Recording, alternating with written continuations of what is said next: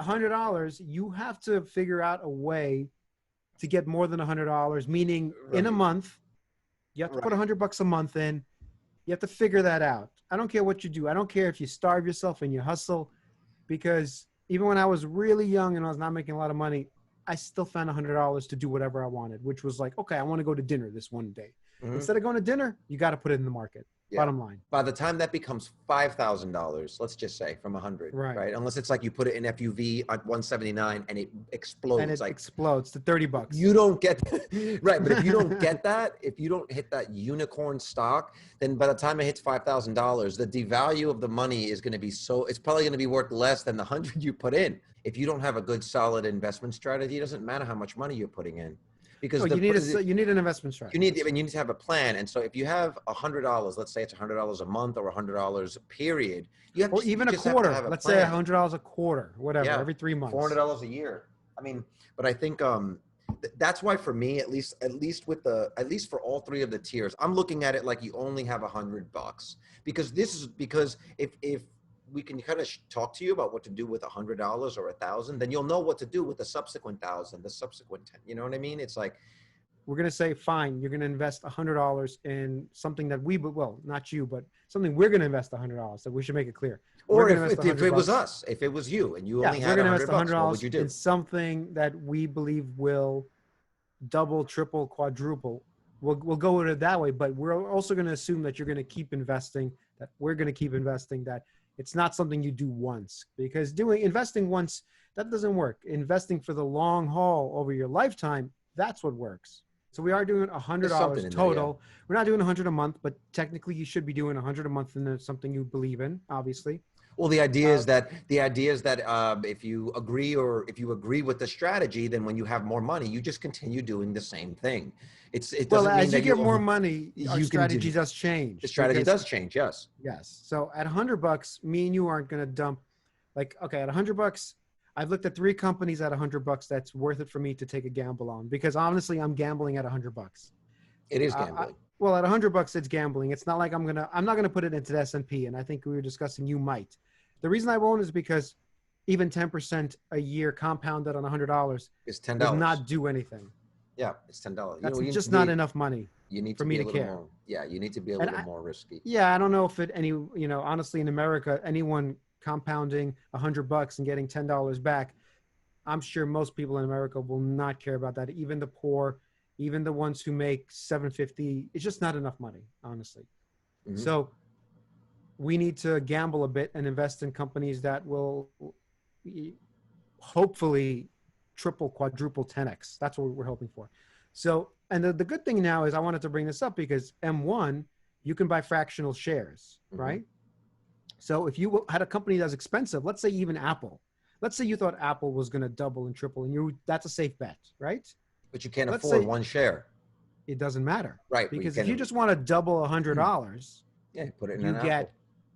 Whatever. I'm just saying, if you want a safe bet, Apple will probably do well over the next couple of years. No one's thinking it's going away. That's for sure. Yeah. So I don't think that's a 10x, obviously. So I wouldn't put $100 into it. I'm just saying that there's opportunities with M1, and no one's paying us to say I'm not being funded by M1. Yeah. I'm just saying you can buy fractional shares with a lot of brokerages now. Robinhood does. Robinhood, I'm sure and that's smart. Yeah, Robinhood, M1, they do fractional shares. So let's say Apple was going to double, and you thought in a year it's going to double, and that's okay for you. You can put it into that even as a fractional share. You don't care about the shares you get, because 100 becomes 200, right? Right. But let me take it a different direction for a second. I'm not okay with just $200 after a year. I want to more than double my money, whatever that means, triple, quadruple, 5x, 6x, I don't know. And the companies I've thought about this are, 1, FUV, 2, $100 into Neo. It's a risk. It's a Chinese automaker. We're going to have a separate video on that.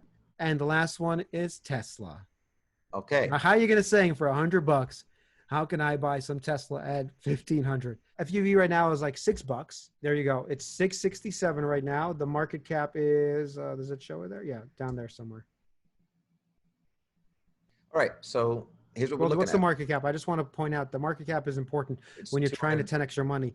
So 211 million. So for FUV to 5x, let's say to a billion dollar company, it's not as hard as, like, for example, taking Apple at 1.5, almost 2 trillion to 4 trillion. So Is that a $100. password? Did you just show us a password? No, I was just trying to see if the text was big enough. Oh, like, Trying to, we got your Bitcoin I was password. gonna say, you ain't gonna need my Bitcoin. Get away from that. All right, so $100 in FUV today. So at $6.70, you're gonna have 15 shares. Now that is with FUV at a market cap of about 211 million. All right, so that's 211 million market cap. For FUV to go to, say, $1 billion, which would increase the market cap to about $1 billion, would be about a 5x. So what you'd be looking at is a share price of a little bit of 5 times that. Yeah, let's see what that is. That would mean a share price of $33. So for FUV, $33.50. So for FUV market cap to hit 1 billion, which is not crazy when you compare to almost any other company in this EV space, honestly. When you look at Tesla's market cap of 270 billion, when you look at Nikola, what's Nikola right now? Neo's at 15 billion. When you look at Nikola's market cap at 13 billion, you realize that FUV, remember, I just want to point out, Nikola does not actually sell any vehicles yet, and they're worth 14 billion. When FUV starts to get a little bit of juice and being pumped by the market, I think we have over $1 billion company. So let's go back to that. What do we have if it's over $1 billion? Well, if we have it over $1 billion, that would take FUV's price up to about 33.50 a share, which would take your 15 shares times 33.50. You would have, if we took these $15, so you would have $502. That's a 5x, right? That's what we're talking about. Right. This is not something that is impossible to happen. Yeah, it's easier for a small market cap company to run than a large behemoth to run. You know, like a behemoth will double and a small market cap might 10x in the same period. And crypto, you know, we don't want to go too far, but crypto happens all the time. These small coins run up 10x while Bitcoin moves up 10%. Right. You know, Neo is my other pick. Just to give some background, this is a Chinese company. So if you don't like Chinese companies, definitely Neo is not your company, but they're producing cars and they've already sold over 50,000 vehicles, which is actually a good amount of vehicles for a startup. 16 billion in this crazy market and all the money printing is still a low. I'm not saying it's not overvalued right now, but it's still a lower valuation where you can still see a 4x or a 3x or a 5x, somewhere in that range that can happen if the EV sector all does well, because these are growth companies, right?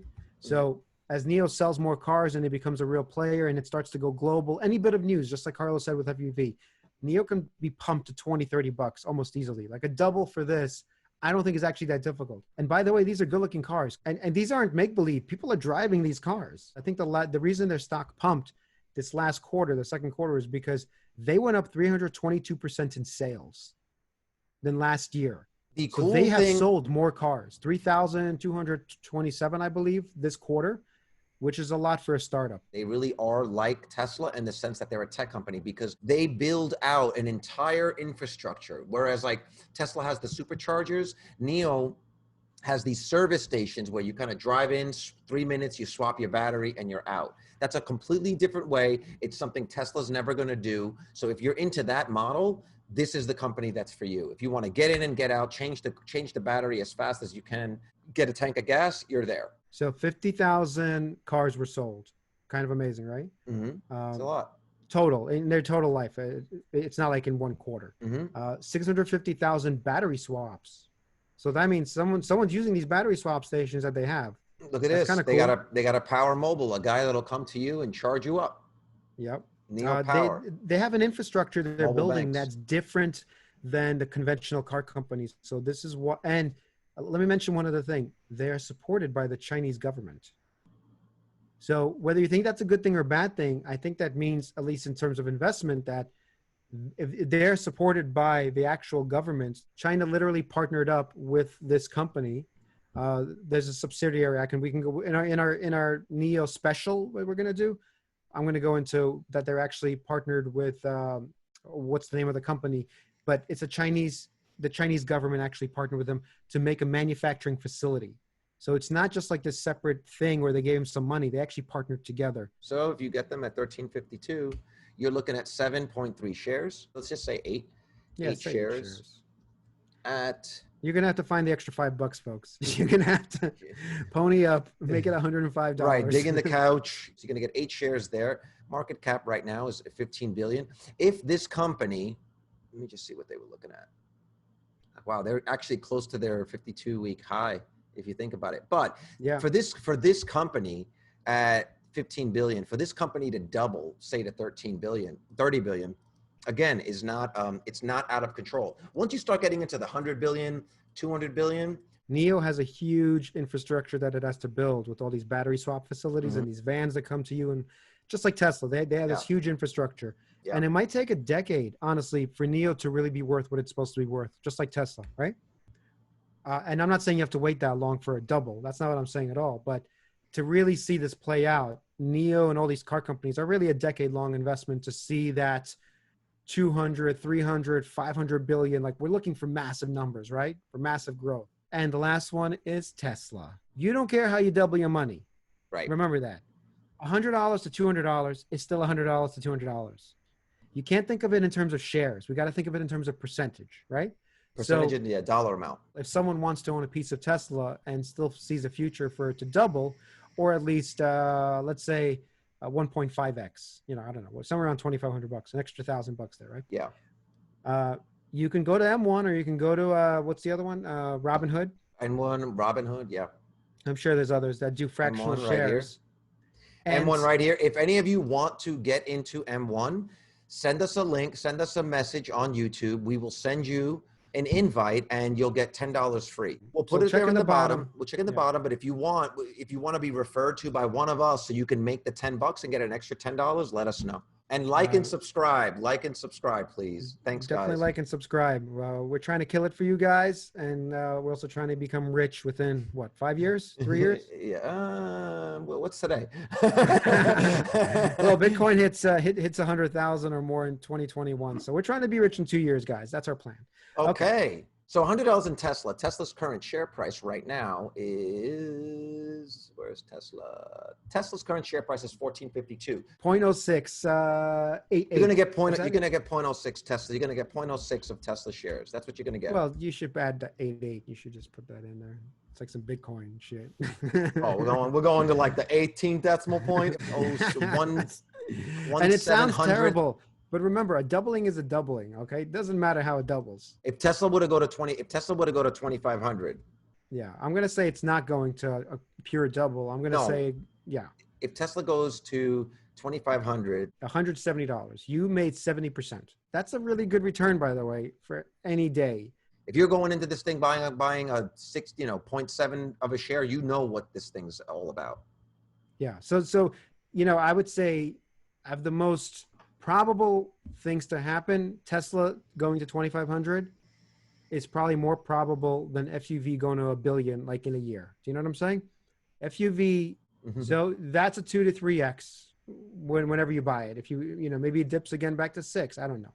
But okay, so that's possible. NIO to a double of 26, very possible, and I think almost probable that it's going over 20 by this year. Agree. By this year.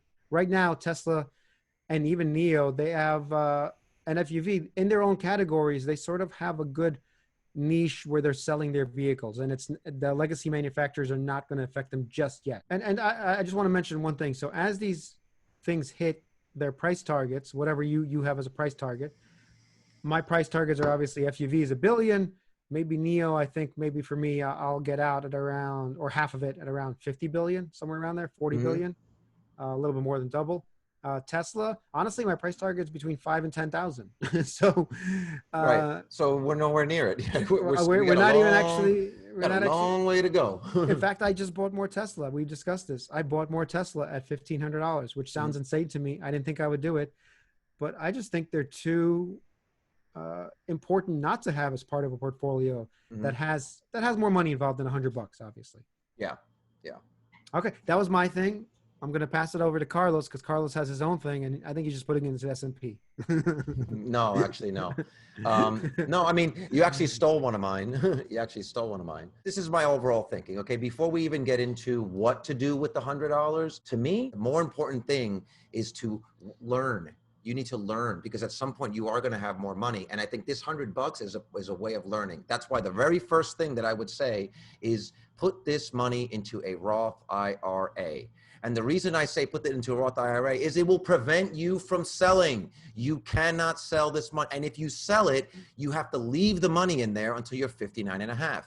So no matter what, you put that $100 in there, when you're 59 and a half, you're going to see this money. You're guaranteed to see this money. And the good thing about this one is it's an individual retirement account that lets you set after-tax income to a specified amount. So your earnings and withdrawals after you're 59 and a half will be tax free. If you cash out of a stock that you lost a bunch of money, guess what? You have to put it back into something else. And maybe you'll learn your lesson and you'll leave it there and you'll let it grow. Well, I do like what you're going here, that with $100, you can't make enough cash. So you might as well use it to learn about how to invest. Yes. As opposed to thinking, let's just double our money. Yes. As opposed to that. Yes. I do like that a little bit, but I also do feel that you really need to build up your reserves real fast. It has to go into an IRA. You can put it into a traditional IRA because it allows you to put pre-tax income in there, which is great. So if you're only making, say you're making $400 a week, you could take some of that pre-tax money and put it into an IRA. The downside is when you cash it out,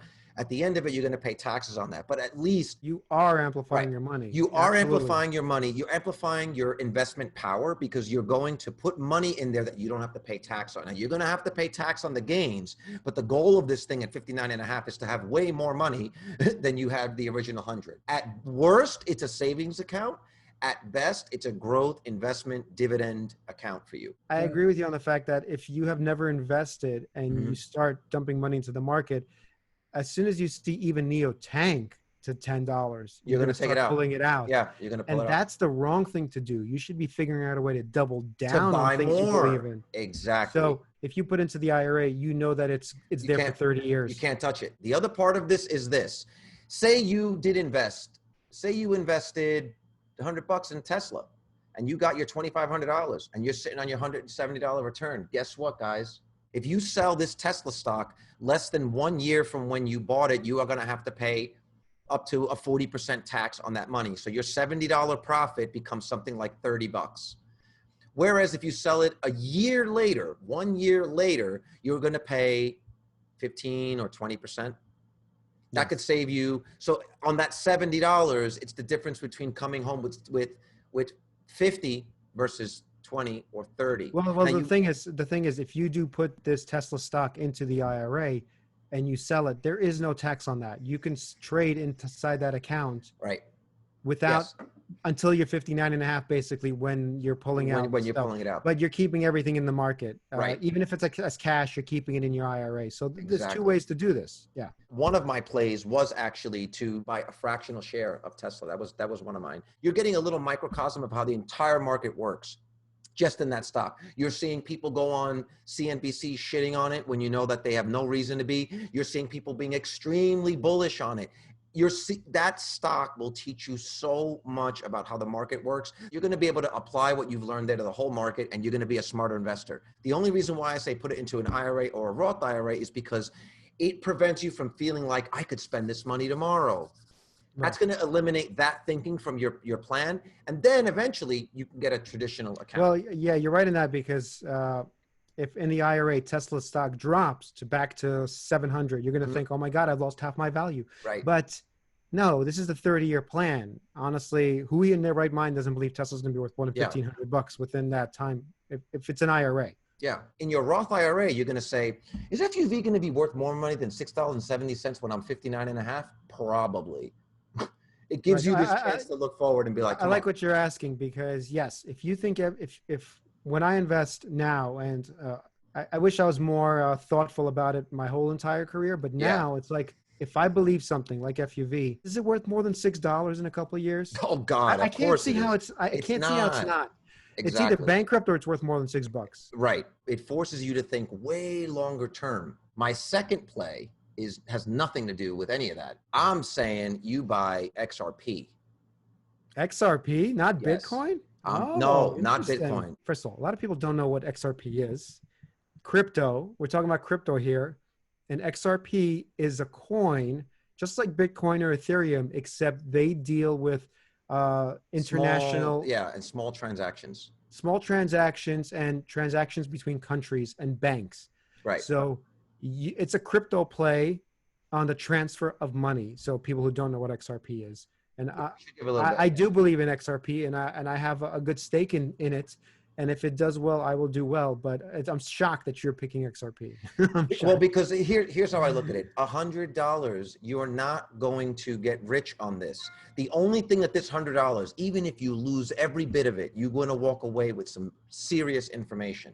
And if you play with $100 now, you're going to be a lot smarter with 1,000, and you're going to be really smart with 10,000. And that's what we're trying to get. What do you think is going to happen? What do you think is going to happen here? Can you do like a little note thing on XRP? If you put $100 into XRP right now, okay, and XRP is 29 cents. So you put $100 divided by 29 cents, you are going to have 344 XRP coins. When you're not used to seeing these dollar amounts shifting so much on a daily basis, that's what triggers the FOMO of, oh my God, I got to sell, I got to sell. You need to learn how to hold during these things. You need to learn how big these swings are, and how sometimes you're your own worst enemy, right? If you had 1,000 shares of FUV, every dollar that it goes up, you know that that's $1,000 for you. And this is how you can start to calculate what your returns are going to be. And XRP, if you look at just the value of XRP, even on a daily basis, these things shift 10, 15% up and down every single day.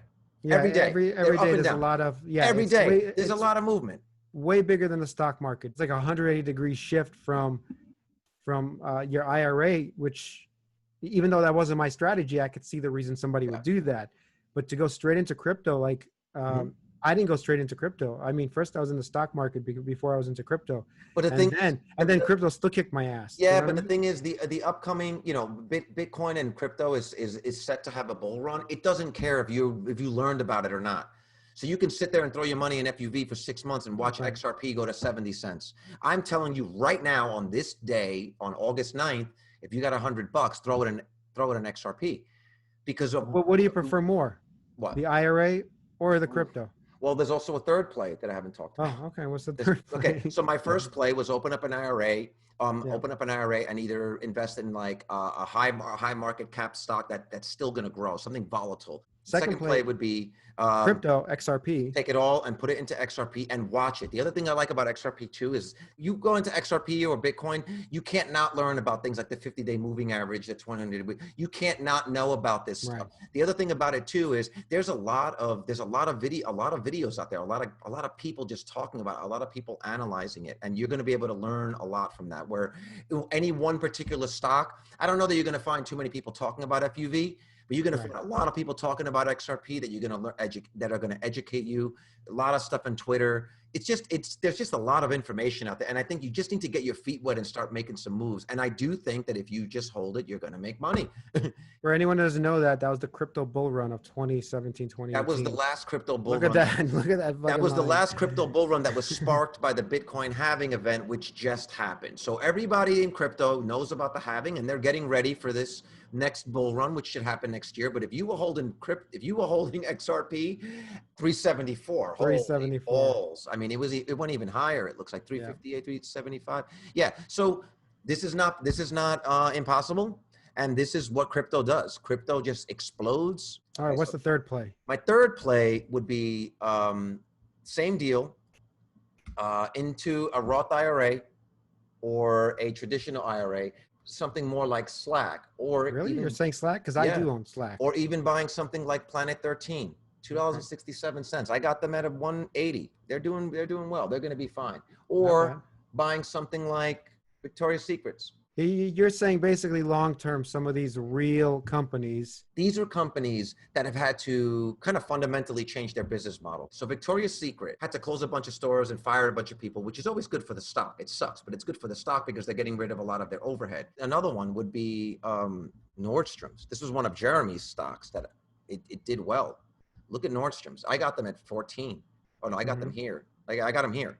a couple days 15 ago. bucks. Post pandemic, our whole system has changed. Our whole culture has changed. I read an article the other day that we have advanced 5 years in the adoption of new technologies just in these 5 months. What connects all of these is that these are companies that I think are set to benefit from this new adaptation, this new comfort level that people have with Well, working Slack I from agree home with you and on doing because that's a things working from home thing. But and doing L things and brands, huh? no, Slack I agree with you because that is a tech play where the more people who are in front of a computer and don't go anywhere, Slack does better. Uh-huh. I agree with you there. But I don't understand why L Brands, which is a retailer, how does that actually benefit? This looks terrible, but if you just look at over the last 5 days, this is where they've been going over the last 5 days. Well, so this play, though, is like, okay, so this play is basically Nordstrom survives, and there's going to be certain retailers who do survive. I agree Yeah. with you there. And I think the same with a Well, Victoria's Secret. this is exactly why I'm not investing in these retailers, because I know some of these are going to survive, obviously. Like, I don't know, but I don't know who. For someone new to come out right now and try to compete with them, just like No, that's not going to happen. it's More like who impossible. goes bankrupt. It's more like who goes Yeah, bankrupt. Who and we've survives. already seen. I think like 7 or 8 of their major competitors have gone bankrupt. Century 21 is gone. I don't know how H&M's doing, but like several of their major competitors have already gone out of business. Right. All of that money that they were making has to go somewhere. Okay, this is what I say. You have your That's a better portfolio. job. That's You a have your better job. portfolio. Whichever one of these two companies at $16, at $26, I think they're a good enough buy that you can watch the growth. Because my other part of this thing for the $100 challenge, I don't know what you want to call it, the $100 stock portfolio suggestions, is before you do any of this, my first recommendation is to create a watch list. Create a watch list of every company that you want to buy and watch it for a week, watch it for a month, and see if your gut instinct would have translated into any dollar values. I promise you, everything you think that would have done well is going to tank, and all of these little bullshit plays, they're all going to double and triple. The other thing I would say is there is a tool called a What If I Invested tool. There's a bunch of these online that allow you to go online and see what would have been if I put $1,000 in this. If you put $1,000 in American Airlines stock when they were at 26 cents in October of 2002, I'd be a millionaire right now. Sniff around for those companies that look like that right now. Maybe Carnival is one of those stocks hovering around whatever that nobody wants to touch. Here's Carnival, $14. Guys, okay, I don't It's give Carnival. advice, but don't buy Hertz. Here's Carnival. Here's Carnival. Or even Planet 13. This was one of Jeremy's stocks. This is a company that is set to grow. They are considered an essential business. Weed stock, it's becoming more and more legal in more and more states. They have, and I've visited the facility in Vegas. It is the most incredible. Anyone that's ever been to B&H on 33rd Street and 8th Avenue, Manhattan, this is B&H for weed. It is such a machine. I like this. I like these plays better. Obviously, we've discussed this before, but look at the market cap. 370 million. Yeah, there you go. 377 million. So I do look at market caps a lot when I want to double, triple, quadruple my money if I think a company's worth it. So, and they have no real negative press. It's not like some company's going to come out and try to steal their tech like with Tesla. What are they really, what's really going to hold them back? What is really going to stop them? A pandemic? Doesn't matter. They're still essential business. Is it going to be people's income? Doesn't matter. Their price points are super cheap. And everybody always loves business. drugs and drinking. So we know that. It's an escape. It's an escape for people. So I feel, again, I mean, you're looking at this thing, $2.67, average volume. Right. And basically, but to get to $1 billion, if we compare the two, that's a little bit less than the 3X. Over the next 5 years, it plans to open 8 more superstores across the U.S. state. Yeah. If they go do big this or is go some home. Serious growth. This is some serious growth. It has just come off all-time highs. So, okay, look, at the end of the day, the goal is to have 5, 6, 7 companies with massive stakes in them. You want 5,000 shares of FUV. Every dollar it moves is $5,000 in your pocket. And then you have a sale price. You say, when it hits $30, I'm out, or I'm cashing this. That's how you start to make money. The only way you get there is by having a lot of shares in relatively few positions. I do want to follow that up because everybody on CNBC and all these places keeps talking about diversification. We should people in our position cannot diversify. No, I we don't have cannot enough. buy enough shares of Apple and Microsoft and Right. Tesla and FUV. I have to pick, like you said, the 3, 4, 5 players, Yep. and just every time I get some money, accumulate those things I believe. Mm-hmm. Because I only need one of them to 10, 20x to change right. everything. So if Right. any of those 10, 20, 30x over the next 5, 10 years, Mm-hmm. yes, I am retiring. Yeah. Because all I do all the time is buy more of that garbage. Right. And that ultimately is the name of the game. I mean, the point of this is the reason why you want the money is not for the money, it's the freedom. This is what I feel. You spend your 20s and your 30s trading your time for money.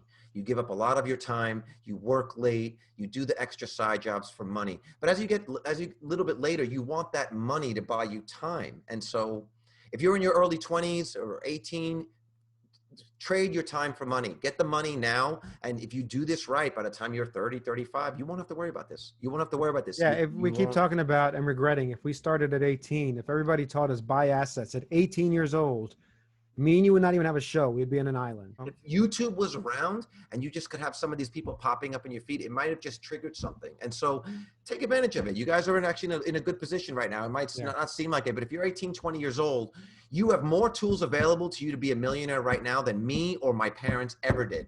Money and time. Mm-hmm. If you give those two things, you got to invest the money and you got to give it the time. If you do those two things, you guys are golden. That was our recommendations for a $100 starter portfolio. And our next episode will cover the $1,000. $1,000. And I'm curious to see what you have for that. Oh, I got stuff. I'm probably going to have more Tesla, FUV, and Neo. No, but I mean, okay, it's whatever you want. I mean, I think it's cool to see the different strategies. No, I'm going to think. I actually have a whole different thing planned too. So it's nice to see what you have. Because I was not expecting that. I was. What was it that you not? I mean, we've talked about every one of these things. What is it that you didn't expect? No, you had so many options that, from the $100 point of view, that's crazy, man. That was that was a good episode.